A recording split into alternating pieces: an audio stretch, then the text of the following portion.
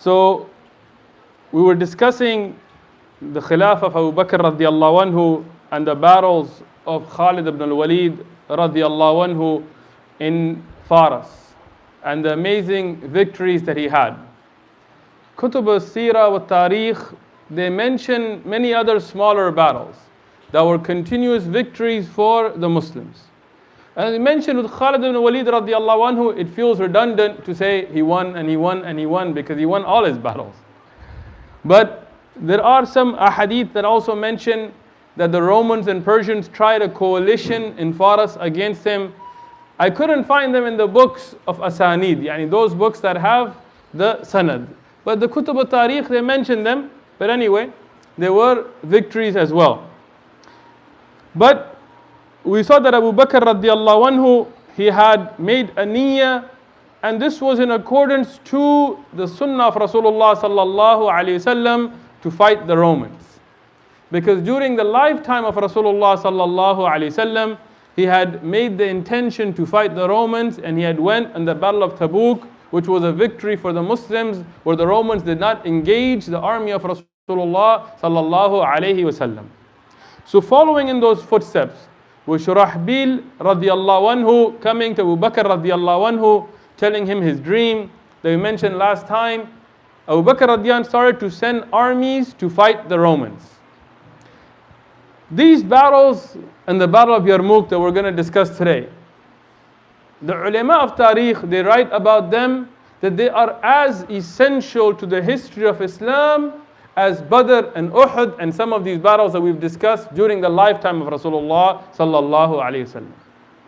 So these are not minor scrimmages or minor battles. This is a pivotal point in the history of Islam. Abu Bakr radiyan was sending the armies to fight the Romans, but the Romans were a very strong force. Because the Romans themselves were a superpower. And at that time, the Persians and Romans were a superpower. The Persians had started to fall apart. And as we saw in the battles, they fell apart. But the Romans were at their peak. And their armies were well trained. And they had the support of the Arab Christians, Banu Ghassan and others, the people of Sham. So Abu Bakr radiyan, knowing this, he sent armies from different directions. He sent Yazid ibn Abi Sufyan radiallahu anhu. And as we mentioned, this is not Yazid ibn Muawiyah, this is Yazid, the brother of Muawiyah radiallahu anhuma. And he was a great Sahabi. Yazid ibn Abi Sufyan, many people do not know him. But in fact, if you look at the Kutub of Tarikh, like Ibn Hajar and Al-Isaba, he mentioned that he was from the awliya amongst the Sahaba. He had many great things that he accomplished for Islam. Abu Bakr radiyan anhu sent every army with a letter. And this is very interesting. I wish we had durus just to study the letters of Abu Bakr radiallahu anhu. And I found that ulama have written books just documenting and explaining the nasiha that Abu Bakr radiallahu anhu would give to his generals.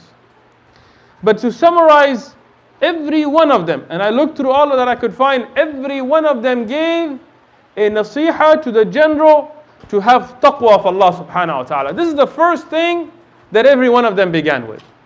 And this is important because if we look at the Quran, if we look at the khutub, the lectures of Rasulullah sallallahu alaihi wasallam and Abu Bakr and Umar and Uthman and Ali radiallahu anhum and the Sahaba, you will always find them beginning with the nasiha to have taqwa of Allah subhanahu wa ta'ala. Then, what was the second advice? Not about what type of weapons to take and how to.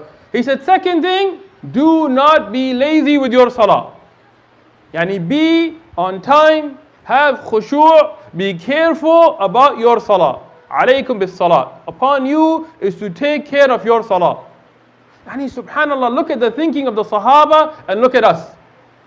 Today, many times when we have difficulties in our life or difficulties in our ummah, do we think, how is my salah? How is the khushu' in my salah? How is my dua? These concepts have become flipped in our heads. And that's why we look at the life of the Salaf of Salihin to take a lesson for us. Third, he said, do not be distant from your army. And today we see generals, they're dressed up and they're nice, comfortable, air conditioned, this and that. They don't go and walk around, especially in the Muslim lands. The Muslim lands is worse than other places. You won't see a general in the Muslim lands today, unfortunately. And I'm saying, the regular condition, where he will just go and eat with the regular soldiers and sit with them and talk to them. But this was the nasiha of Abu Bakr radiallahu anh. He said, don't be away from your army. Go walk between them, speak to them, sit with them, know what's going on the ground. Then he said, to make ikram even of your enemy. And when you engage your enemy, have good manners. Be generous with them. Be kind with them. Be hospitable with them.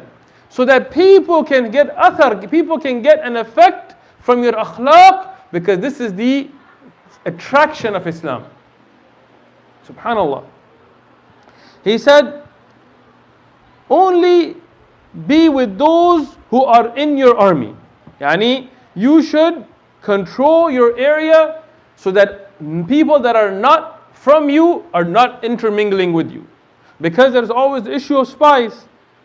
And make sure that you know that our strength comes from taqwa, not from numbers. Beautiful advice. 3 days later, he sent Shurahbil radiallahu anhu with another 3,000, and then following him another 1,000. He sent Abu Ubaidah ibn Jarrah radiallahu anhu with 4,000 to 7,000. Some of the books of Tariq, they gave both numbers. Amr ibn al-As radiallahu anhu, he was given the option. He was already in Sham. He was given the option. Do you want to stay or do you want to come back? Because he'd already been fighting. Amr ibn al-As radiallahu anhu, and he's a great Sahabi. He told Abu Bakr radiallahu anhu, I am an arrow from the arrows of Allah. And you are the Khalifa of Rasulullah sallallahu alaihi wasallam. I am at your service. Wherever you shoot me, I'm in obedience. And this is the way of the Sahaba, that they would obey the Khalifa. So Abu Bakr radiallahu anhu told him to stay, and in fact to move forward into Palestine. What is today Palestine? All of this is called Sham in the Kutub of Tariq. Abu Bakr radiallahu anh sent other small groups as well. All of them numbering 20,000. 20,000 Muslims. The Romans brought a standing army of 250,000 Roman soldiers. Now it's very important, because one of the things, mistakes you find, even if you look online or if you look in the books, recent books that have been written in English and things, is they say the Roman army was 250,000. But as Ibn Sa'ad mentioned in his Tabaqat, Ibn Kathir in Bidayah wa Nihaya, that was the Roman army. That it was reinforced by Banu Ghassan and the Arab Christian of Sham. So the real number was actually much higher than that. But the ulama of Tariq don't have a number of how many of the Arab Christians went with them. So we say, La adri wallahu alam. But we do know from Roman records that the Roman army was 250 trained Roman soldiers. The Muslims were 20,000 and they were facing 250,000. So that's more than 12 men per man. And it was a very difficult battle. There were battles going on. It was not one. There were many battles and they were very difficult. The Muslims were not becoming victorious. They were becoming at a standstill. Even though they were so outnumbered, they weren't losing, they just weren't making progress. Here they wrote back to Abu Bakr radiallahu anhu. Abu Bakr radiallahu anhu wrote back to his generals. And he wrote a single letter which was sent to all of them. And he told them that if you want reinforcements from Medina, I will send you all that I have. I will send you. But remember that our victory never came with numbers. It never came with numbers. And many of these generals, like Amr ibn al-As radiallahu anhu, and other Sahaba, like even Khalid ibn Walid, they were not Muslim in Badr. So here he reminded them of Badr. He said, as in Badr, we were outnumbered, the enemies were more, but Allah subhanahu wa ta'ala gave us victory on our amal, on our actions. So fix your amal. And don't think that numbers will help you. Look at your salah, look at your dua, look at your Quran, look at your taqwa. This is what you need to focus on. But from the sabab, I will send you as much as I can send. And he started to send from the people of Yemen, from the other people. And the people of Yemen, as we mentioned in the last dars, they went out. And he sent a letter to Khalid ibn al-Walid to go to Sham, from Iraq to Sham. So Khalid ibn Walid, he obeyed the Khalifa and he made his way towards Sham. But there is a problem. And the problem is that even into the territory of Iraq was controlled by the Romans. And they had many fortresses that were well fortified on the way, and each battle would take a toll on the army. Khalid al-Walid, he wanted to cut away from them into the heartland of the Romans. So he gathered the Arab guides, and the Bedouins who were guides that knew the area. And he told them that I want to go on a path that has never been taken. I want to take a path that has never been taken. And I want a shortcut that will get me past all of these posts, these fortresses, into the heartland of the Romans. And all of them said, it's impossible. They said, every path we know, the Romans have entire armies guarding it.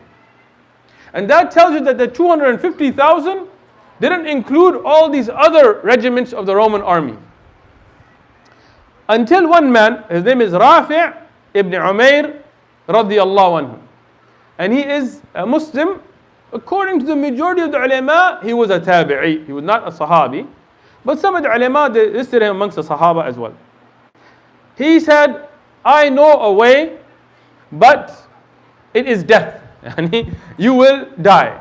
I know a way, but it will be very difficult. He said, even if a person on a fast camel with lots of provisions tries to go by themselves, it would be very difficult for them. And to take an entire army, and the army of Khalid ibn Walid was around 3,000.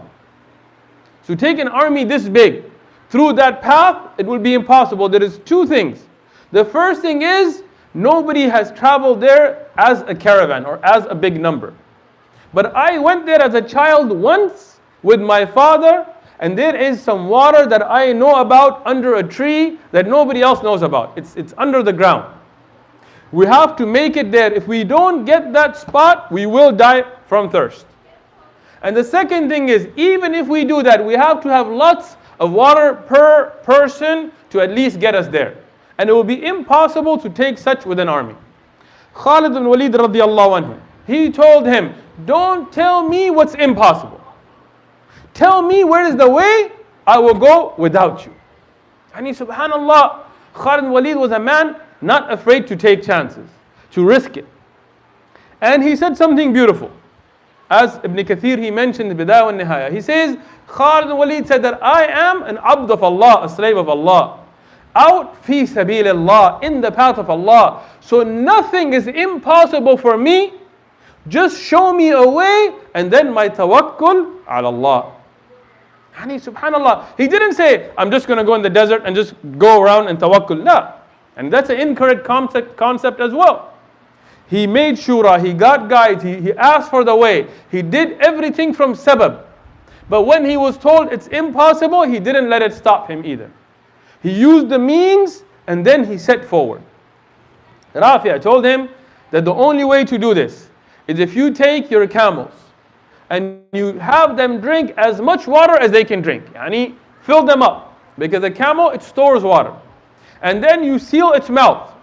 So it doesn't throw it up or do anything else. It becomes like a container for you. And you ride your horses. And when we run out of water, then we will slaughter the camels, eat the meat, and drink the water. And Khalid ibn Walid said, okay. So they set out, they did it, and they were making. But Rafi', from the sun and the sand, a condition came that he went temporarily blind. Temporary blindness. He couldn't see. And now he's the guide, and he can't see. So he's telling them from memory, do you see this? Do you see this? And they are going. Then he tells them that there is a tree, and it's this type of a tree, and that's where the water. The Sahaba go, they can't find it. And now this is not, you're just lost in the desert, you're going to be thirsty. This is death. There is no Arco or gas station that you're going to pull over, or a 7-Eleven you're going to make it, or AAA you can call. This is death for the whole army. At this time, Khalid bin Walid, he told the Sahaba that go and look and don't forget the dhikr of Allah subhanahu wa ta'ala. Subhanallah. He didn't say just look really sharp. He said remember Allah. The Sahaba, they went, they found the stump of a tree. They told Rafi, we found a stump of a tree. He said, this is it. Somebody has cut it down. But this is it. Dig. They dug and the water came. And they drank from this water. Rafi said in the Sahih Hadith, he said, I have never been through this path except once 30 years ago when I was a child with my father. And that tells you the memory of the Arab of that time. At this time, Khalid bin Walid and his army showed up in the middle of the Arab land, of the land of the Romans. The Arab Christians controlled it. The Roman army was there. He showed up in the middle, from nowhere. They had no idea where this guy came from. Yani all their paths were still guarded. The messages were coming that he has not come through. And suddenly, they see a whole army in the middle of their land. They were in shock. They were in shock. They had heard rumors about this sword of Allah and His miracles and His things, and now they saw it. They were in shock. So many of the smaller battalions that he attacked, he destroyed them. He destroyed them because they were not ready. And he would launch an attack on them one after the other after the other. And these aren't even the major battles. We don't even count how many. The ulama of Tariq, they mention different numbers because he continued to attack post after post, victory after victory. Now he wanted to take on the entire army. And he was ordered by Abu Bakr radiyan to be the Khalifa, to be the Amir.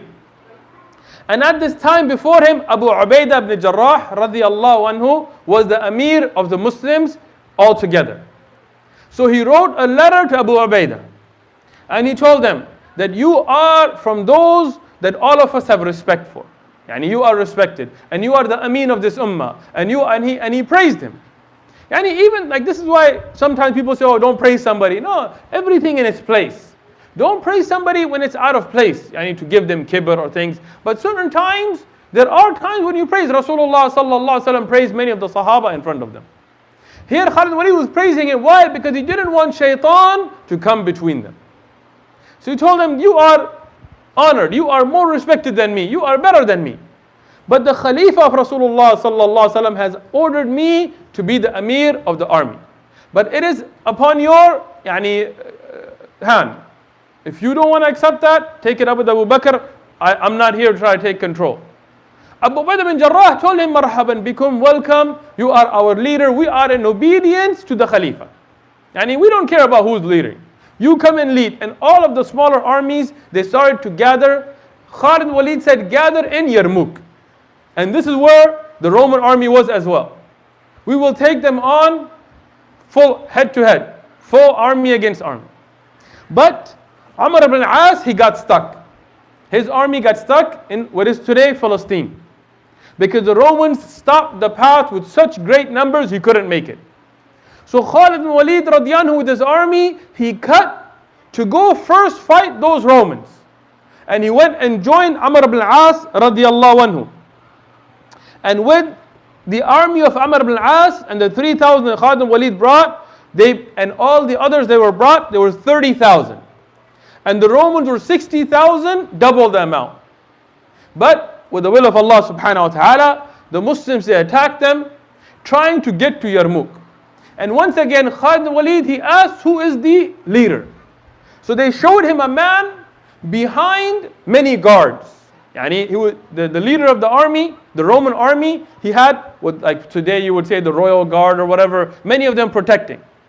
Khalid bin Walid, he said, this is a man afraid of death. This is a man afraid of death. So our victory is over. We won. Even though the battle hadn't begun. And he darted straight to him with his elite soldiers, breaking the ranks of the guards, getting to the king, the general, killing him. And after that, the Romans were in despair, running, and the Muslims had a victory again. With Amr ibn al-As freed, now they moved to Yarmouk. Yarmouk as I mentioned, the ulama of Tariq said this is a critical battle because this was the first head-to-head, full-on battle between the Muslims and the Romans, and those battles are still going on. That's how long the history of that will go. The Romans were standing at 250,000 Roman soldiers plus Banu Ghassan. And the Muslims, with all of the armies of Khalid ibn Walid and Amr ibn al-As and everybody, Abu Ubaidah and Yazid ibn Abi Sufyan, all of them together were 45,000. 45,000 Muslims against 250,000 Romans. The Romans, they sent a delegation. And the delegation they sent, and how the battles would happen in the past was they would have the big army, and then small delegations would sometimes have scrimmages, and then either all of them would attack or they would see how it goes. The delegation of the Romans was 60,000 soldiers. 60,000 was just their smaller number, because they're 250,000. When the Muslims went forward, there were only 45,000 altogether. So the delegation they sent was 2,000, because out of 45,000. So the Romans thought that they're coming to surrender. They're coming to surrender. The Roman general, he went forward and he met Khalid ibn al-Walid. And he told Khalid ibn al-Walid that you may have had victories against the cowardly Persians. Yani the Romans, they consider the Persians low. He said, but we are Romans. And today your surrender is going to be such that we're going to put the worst, humiliating conditions on you. Khalid ibn Walid said, what are you talking about? What surrender? He said, you didn't come to surrender? He said, no, we came to fight. He said, you're only 2,000. He says, yeah, we're more than enough. Don't worry about a number. Tell us where's the battle. The Romans were like, what is this guy? Subhanallah, they were really in shock. They didn't understand. He said, our army is 250,000. We are 60,000, just a delegation. You're only 2,000 men. How are you going to fight us? He said, don't worry about us. Tell us when we're going to fight. The Romans said, we need time to think. They backed up. They were like, what are these guys? Khalid ibn Walid, it's very interesting. He made 5 units for the army. He put a forward, and he was going to be in the front. He put a middle, that was their foot soldiers, which were 18,000. He put a unit in the back of 5,000 that were what we would call administration. And Abdullah ibn Mas'ud was in charge of that. And they would take care of the water and food and the injured. And amongst them were sahabiyat, women, who were there to support the brothers who were fighting. They would be taking care of the sick and making sure water and food and things are getting, because the battle is not like what you see in the movies, they go and in 10 minutes it's done. Yarmouk took days. The battle of Yarmouk took days. It was a very difficult battle. There are many shuhada. So for this, you have to feed the army, you have to make sure they have water, you have to make sure they're organized, you have to look at ghanima, what is taking ghanima, the warrior shouldn't focus on that, so it's got to be protected, so they don't lose focus. There's many things you have to deal with. So the strategy is very interesting. I'm not going to go into depth because of time, but if you have time, read on this. And he made a right flank and a left flank. He made 2 units of 10,000 each on the sides. And he made a small unit of spies that would wear the clothing of the Romans. And it's very interesting. We find in some of the books about Darul Harb and about how you should dress and how you should be mingling in. But people kind of get the wrong idea nowadays. Nowadays they think when you're living in the West, then you got to wear suits and ties and shave because Darul Harb. And then you have to say that interest is halal and stealing is haram, halal and everything, because that's a war time strategy. That's not when you're living regularly. And the rest of the Muslim army, as we'll see later, when they were described by the Romans, they said all we saw were ama'im, turbans, coming. So it's not like all of them were like that, but they were spies, and the spies have to mingle, they have to blend in. So these spies were sent by Khalid ibn Walid, and they were the ones that in their dress and appearance, they imitated the Romans because they needed to go and get that news. And he made small reinforcements. And he made them from such, he told them, when you come, be making takbirat and saying Allahu Akbar and making loud noises so that the Romans can get the fear of the army, remembering Allah, attacking them. And he made a unit of qurra, of those that will go and recite Quran. And Miqdad ibn al-Aswad radiallahu anhu was the Amir of these. And he made a unit of khutaba that they will come and give lectures to the army and teach them. And Abu Sufyan ibn Harb radiallahu anhu, the great Sahabi Abu Sufyan, he was the Amir of them and he was the best of them. And he did many brave things in these battles. And what they would do is Miqdad ibn al-Aswad would go and he would recite the Quran to the army to soften their hearts. Today, it's sad. Even the Muslim brothers and sisters who want to be zealous, they become excited with nasheed, when they listen to a nasheed. But when they listen to the Quran, it doesn't affect them. Abu Sufyan would go and he would give them khutbah, and if you read them, they are like durus. He would begin with the hamd of Allah and talk about taqwa, and he would talk about the ahadith of Rasulullah sallallahu alaihi wasallam. He wasn't just singing and dancing and the duff. And it is sad today. Today everybody, and this is why I'm not saying nasheed are haram. Depending on nasheed, some of them have music, then that's haram. But personally, I'm not for them. This is my own personal opinion. Why? Because it has taken us away from listening to the Quran, from listening to durus. If you're going in your car and things, listen to a halaqah that has been recorded from halaqat of ilm. Listen to the Quran, listen to CDs of tafsir or CDs of hadith. This is better for you. You listen to hours and hours and months of nasheed, what did you get in the end? You just memorize some things that, maybe it benefits you in your iman and things. I'm not saying that haram. But this is something you should think about. Here, I did not find from any of the books of tariq, and maybe you brothers can find it, where it mentioned anything about a daf or nasheed. All I found was Quran and khutbah. Abu Sufyan ibn Harb, his khutbah is recorded in the books as a mawquf hadith, and it is checked and it's beautiful how he spoke about jihad and about Jannah and akhirah, and he mentioned the ahadith of Rasulullah sallallahu alaihi wasallam, and many of these things. He even mentions rulings of fiqh in it. He was teaching them fiqh. And Abu Ubaidah ibn Jarrah, he gave khutab to the army, and these are recorded in the books of hadith. Mu'adh ibn Jabal radiyanhu, he gave a beautiful khutbah which is recorded in the books of hadith. Abu Hurairah radiyanhu, he gave a beautiful khutbah and he told them about Jannah, and he told them that what is the value of life, and a beautiful talk, and all of these are recorded in the books of hadith. After this, Khalid ibn Walid, he contacted one of the leaders of the Romans, and it was a woman. She was the daughter of Herakl, the king of the Romans. Her name, Tazrak. In the books of Tariq, they're Tazrak. The Western historians have given different name for her, but the Muslim historians have mentioned as Tazrak. She invited Khalid ibn Walid to speak, to have a discussion. So Khalid ibn Walid, he took some of his men and they went. And she had some of her generals, some of her men, and she was waiting. And she had a tent made out of silk. The whole tent was made out of silk. Now today silk is very cheap, comparatively. Even the real silk, not the fake stuff, the real silk is expensive. But at that time it was very expensive. So it shows the lavishness they were living with.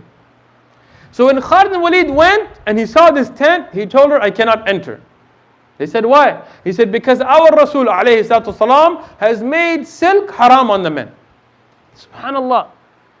Some of our, if we look at our Islamic, some of our movements that are Islamic movements, they are very quick to sell out the ahkam of deen with the excuse we're doing it for a greater cause. I saw once myself in a masjid, not going to mention what masjid it was, maybe you guys will figure it out. And I was young, I used to go there regularly, I lived close to it. And there was a Islamic movement, I won't mention the name of the movement, some kind of brotherhood. So one of their leaders, one of their very top guys, and I'm not going to mention which country he was from, but he would pray Jama'ah with us. So he was there, and subhanallah, he had a very nice voice, beautiful voice. And he used to recite the Quran in a very beautiful manner. But he would shave like clean shaven. And I know, khalas, everybody has weaknesses. But he was somebody like a hafiz of Quran, he would lead salah, and I would see him and I would wonder like why? And this is before 9/11. It wasn't even like that stressful of a time. I saw a woman come in front of the masjid, a reporter, and he was in front of the masjid, shaking hands with her and speaking and things.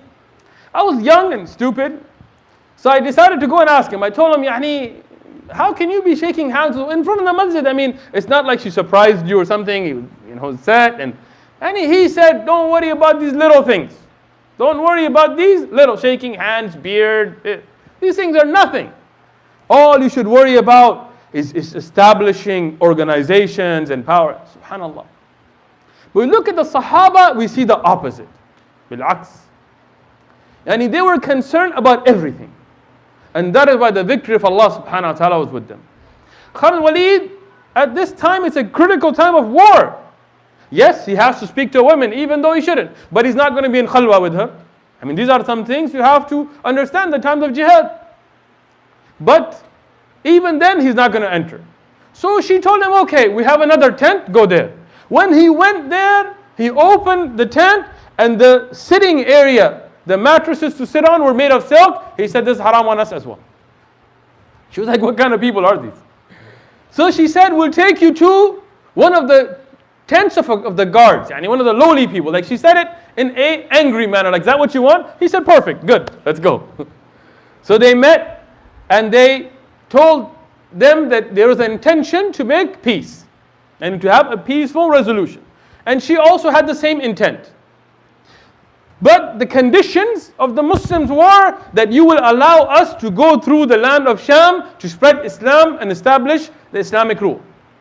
And the Romans couldn't accept this. Their conditions were, you leave, go back to your land, and you cannot have anything. So they did not come to an agreement. When Khalid Walid was leaving, after the agreement could not be made, one of her generals, and this is a Sahih hadith, he came out and he told Khalid ibn al-Walid, he told them, you Arab are the lowest of the low. And you are nothing. We have defeated you regularly.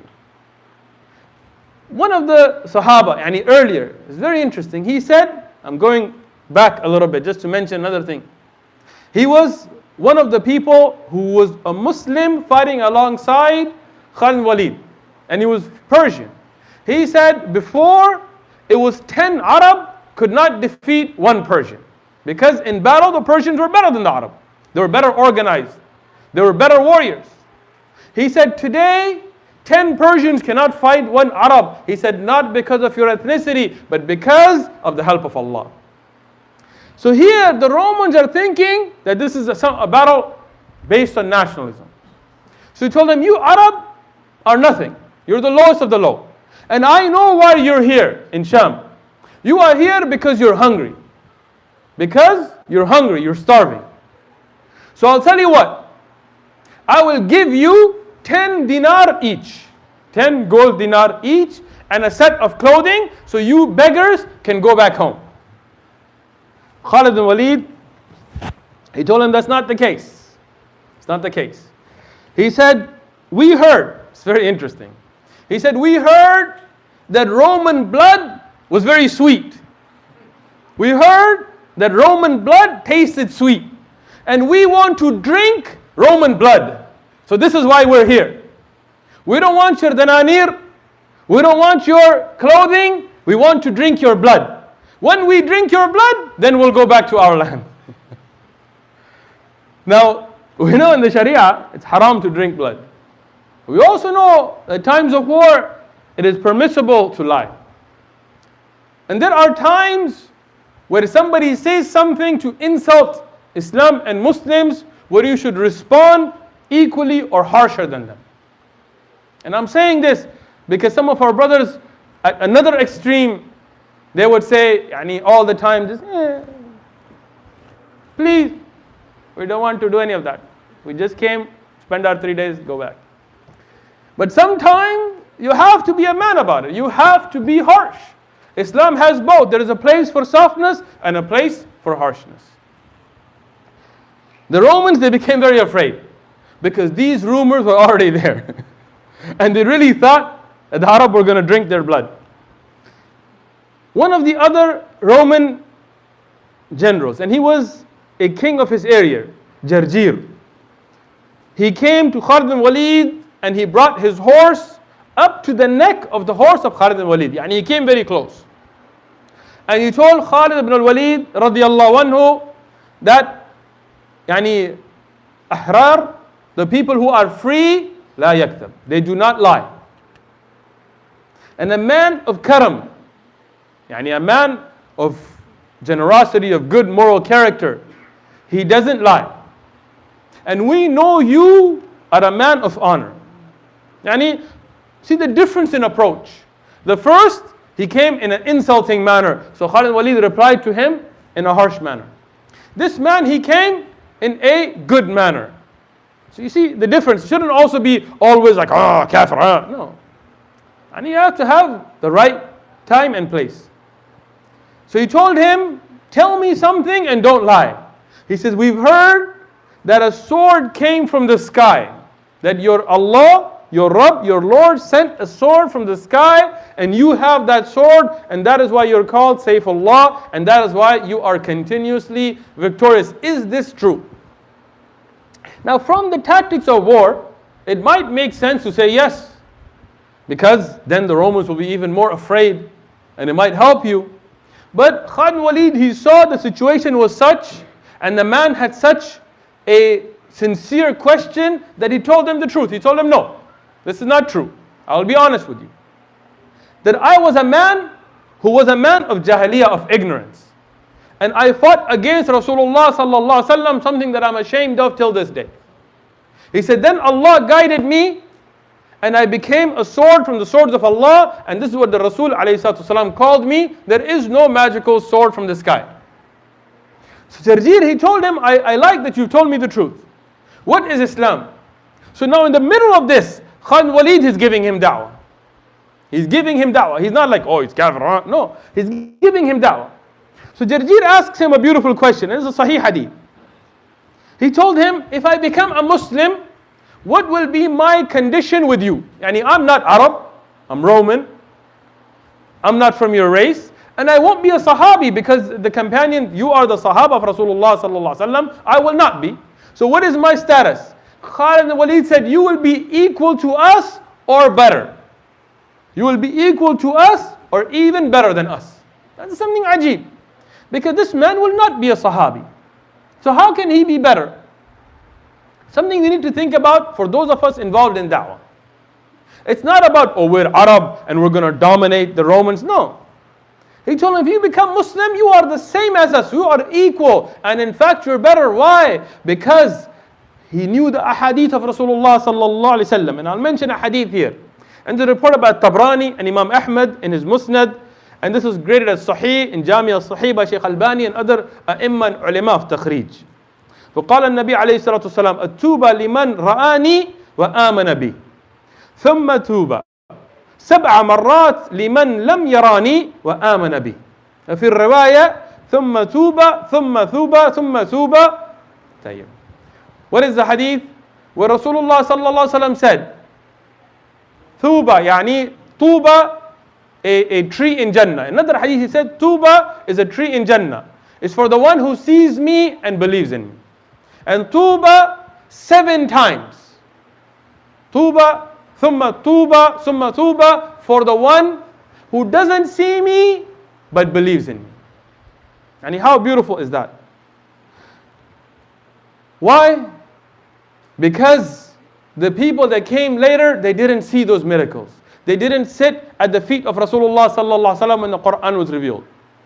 They didn't get to experience that, but when they believe in Rasulullah sallallahu alaihi wasallam, they will have this great reward. That's why Rasulullah sallallahu alaihi wasallam in another hadith he told us that I want to see my brothers. The Sahaba asked, aren't we your brothers? He says, no, you are my ashab, you are my companions.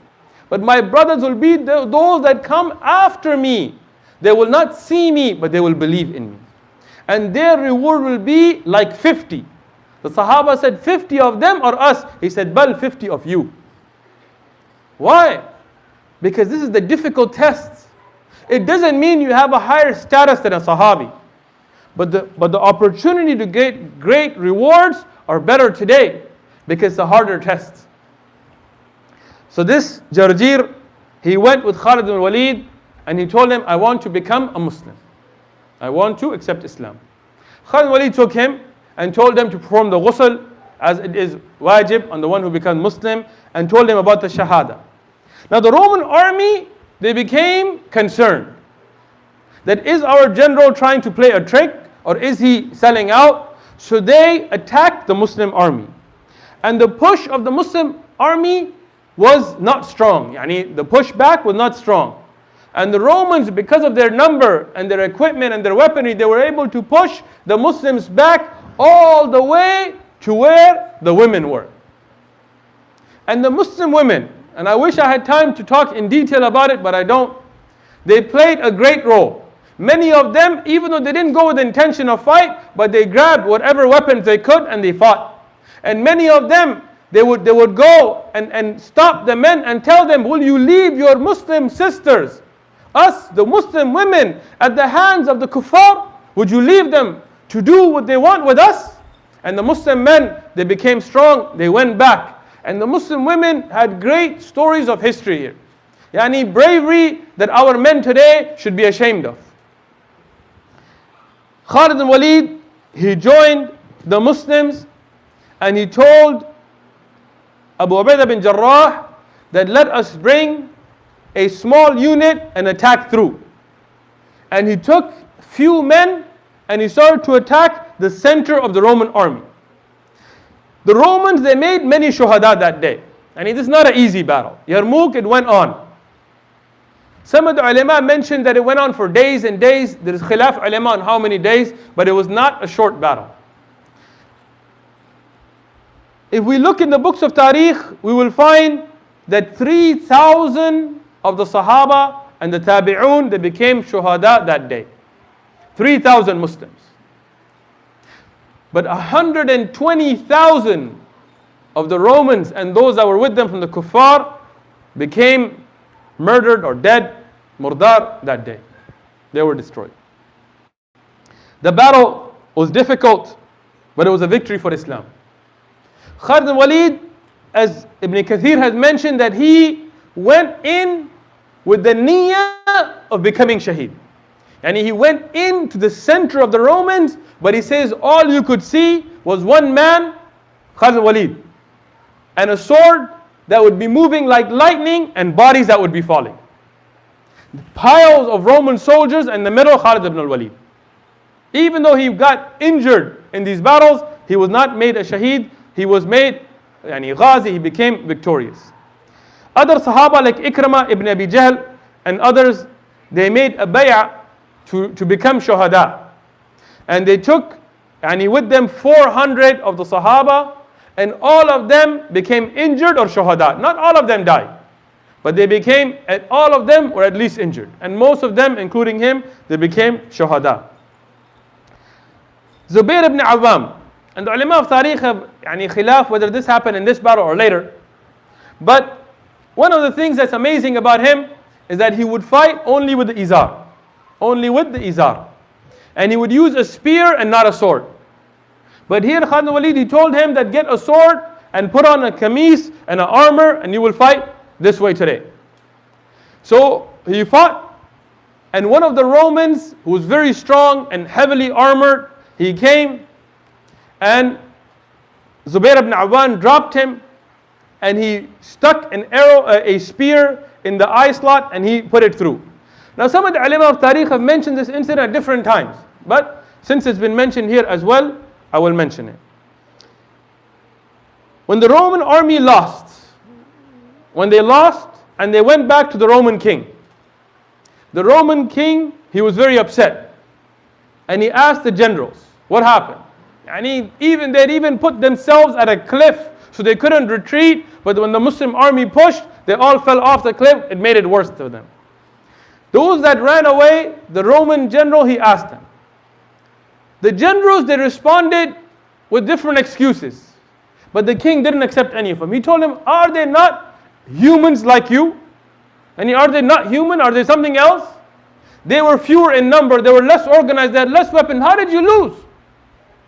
One of the generals, and this is recorded in the Kutub al-Tariq with authentic asanid, he said, hum, and they have it in Arabic, even though he probably said it in whatever language he spoke. فقال هم القوم يقومون الليل ويصومون النهار. He said they are a nation, a people who stay up at night making salah. Yani subhanallah, I think to myself about the condition of the ummah today, and I'm very saddened. Yani you look at some of our brothers and sisters who are refugees out of very harsh environments, and may Allah make things easy for them. Wallahi, I don't know, I cannot fathom the pain they're going through. I understand. But when you see their interviews and you see them, subhanallah, yani, you see them selling out the religion. And you see some of them in the interview, they're smoking or not wearing hijab or not making salah, or they're giving an interview in a bar. And then you think, this is why we're in this condition. You see some of the Muslim armies, it's harder to practice Islam in some of the Muslim armies than it is in the US military today. The US military gives you a praise for salah, they give you Qur'ans. I heard, wallahu alam, at Camp Pendleton they have a musalla. And I mean, but look at the Muslim army, some of the Muslim countries, you can't have a beard in the army. You can't make salah, you can't read Qur'an. Subhanallah. And then we wonder, what's our condition? The Sahaba radiallahu anhum, he described them, he said they would stay up in the nights praying. And they are fasting in the day even when they are fighting.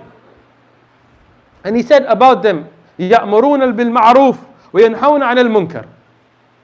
They call towards what's right. Today you read about some of the so-called Muslim militaries and their battles, and you read the transcripts and they're drinking alcohol. I won't mention the country, but you can read it. Today, and I won't mention any current events because I don't want to deal with current events. But today I was reading about some situation, and they were talking about somebody who had a bone saw, was cutting somebody up. Wallahu alam. But the interesting thing was that he was telling them that when I do this, I listen to music. He puts headphones so he can't hear. I don't know if this happened or not. I'm not worried. But what's worse is one of the actual people from that country's secret service was saying, this is something usual. I mean, what is unusual about this? We do this all the time. Subhanallah. Yani, how do you kill a Muslim like this? And how do you find that to be something that doesn't disgust you? What is the value of the Muslim blood? And then we wonder why we're in the condition we are in today. And then he says, لا يظلمون أحدا. They don't make dhulm on anybody. They never make dhulm on anybody. And he says, these are the asbab. He went on, I'll cut it short to finish today. But I want to give a nasiha for me first, and my brothers and sisters in Islam, and everybody watching, and those that you can reach, and those that are leaders, and those that have authority. That look, if you want to change the condition of the ummah, then why do you allow fisq and fujjar to run rapid in your countries? If you own a store, make your store according to the Sharia. If you're the mayor of a city, run your city according to Sharia. If you're a governor of a land, run your land according to Sharia. If you are a king, if you are a president, if you are a prime minister, I don't care what you are. I don't care what race you are. I don't care what background you come from. I don't care what language you speak. Rule by the kitab of Allah. Rule by the sunnah of Rasulullah sallallahu alaihi wasallam. Even if it's your household. Even if it's just your household, make it according to Quran and Sunnah. How can you set porn and alcohol and cigarettes and all this thing loose on your land? And you are the one sending it and promoting it, and then ask the help of Allah. Look at the Salaf al-Salihin and follow in their footsteps so we can get that nusrah of Allah subhanahu wa ta'ala. This is the victory of Yarmouk, and this brings us to the death of Abu Bakr as-Siddiq radiyallahu anhu, which we'll discuss in the next dars, inshaAllah ta'ala.